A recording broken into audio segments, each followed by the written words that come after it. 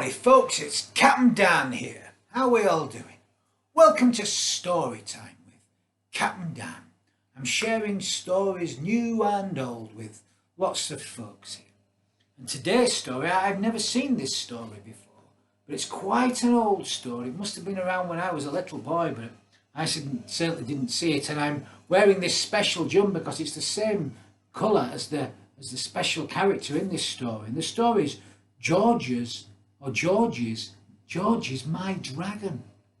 A big time wonder book. Read with me. You see the main characters in the story there. So I'm going to share it with you. I'm not shouting out to anybody in particular, but maybe to all the little boys and girls who were little boys and girls when I was a little boy. So it's especially for those that are a little bit older, maybe more your mummies and daddies, the younger ones, probably their age. So this is the story that's called Georgie's My Dragon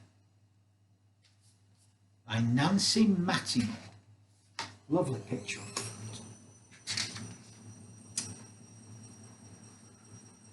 Tony and Gus were going upstairs to bed when Arthur started barking at the front door.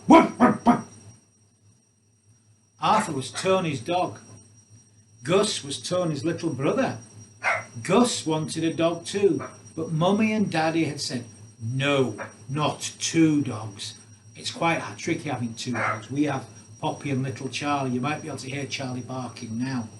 Not two dogs. There must be something outside, said Tony.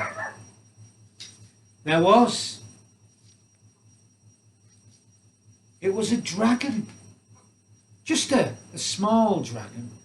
Gosh, said Tony. I can hardly believe it. Poor pet, said Gus, and picked up the little dragon. It was only a baby. The little dragon snuggled against Gus. I think it's cold, said Gus. Let's take it inside. The boys took the little dragon into the living room to show to their parents. Look, Daddy, there was a dragon at the door and we brought it in. Is it all right? Asked Tony.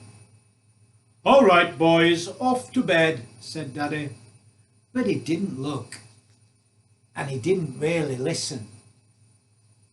Mummy, said Gus. But Mummy was hidden behind a newspaper too, and she didn't look either. No more nonsense, she said.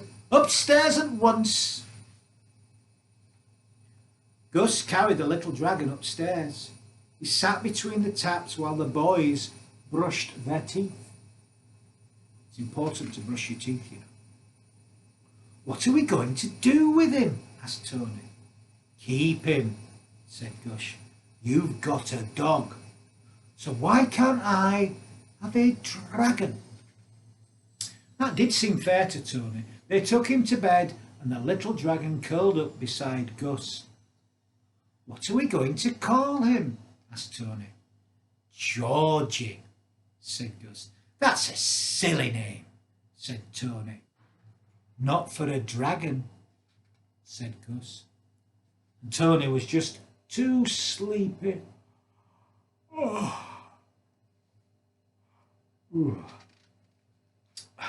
Too sleepy to argue. So off they went to sleep. Mummy sent Arthur upstairs every morning to wake the boys. Arthur jumped onto the bed. See him going up the stairs. Jumped onto the bed and then jumped off again. He started to growl. He was scared. The baby dragon had grown in the night. He was bigger than the boys. His tail was right out of the bed, hanging down on the floor. Gosh, said Tony. Look at him. Come on, Georgie, said Gus. Georgie jumped down and raced around the room 2 or 3 times. He seemed very pleased with himself, and Gus was pleased with him too. The boys dressed quickly and went downstairs to breakfast. Mummy was dashing about in the kitchen. She was going up to town. "Breakfast is ready, boys," she called. "I must hurry. I've packed the lunch baskets. Why don't you have a picnic?" "Can I take Georgie?" asked Gus. "Yes, but who's Georgie?" asked Mummy. "Georgie's my dragon." But Mummy wasn't really listening.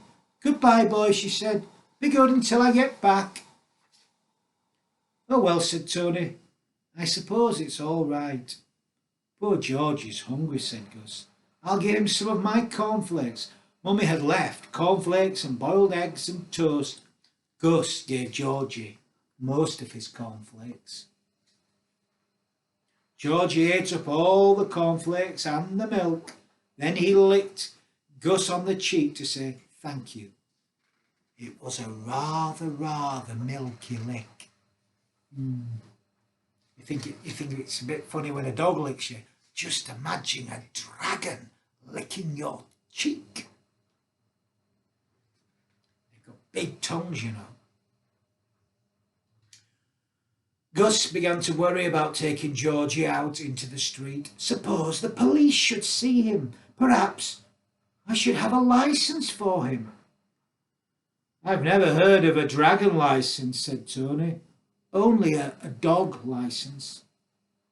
Maybe they're like cats and don't need one."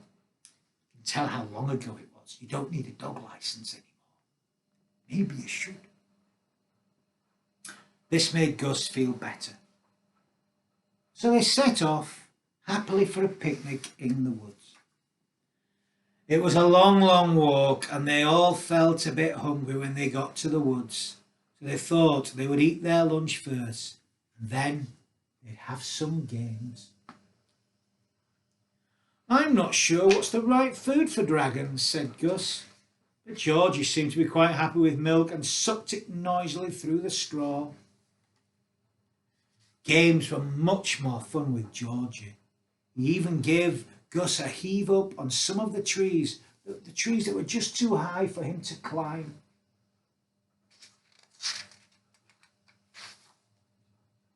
Georgie liked hide and seek best, but he wasn't very good at hiding. He always left his tail sticking out. You see his big tail there, look. Suddenly, they all began to feel quite tired. And the boys thought it must be time to go home. They had had a super day. "Oh, I wish we didn't have to walk home," said Tony. Flap, flap. It was Georgie. "Gosh," said Tony. "I'd forgotten dragons had wings." So they all climbed on Georgie's back and were home in no time. The boys went in for supper, but Georgie was tired. He went straight to bed. In the middle of the night, the dragon woke Gus. "What is it, Georgie?" asked Gus. Georgie went and stood by the open window. "You don't have to fly away, do you?" asked Gus. Georgie nodded his head. "Will you ever come back again?" asked Gus, almost crying. Georgie nodded again about 6 times to say yes. "Often?" asked Gus. Georgie nodded his head till his head nearly came off. Gus was happy.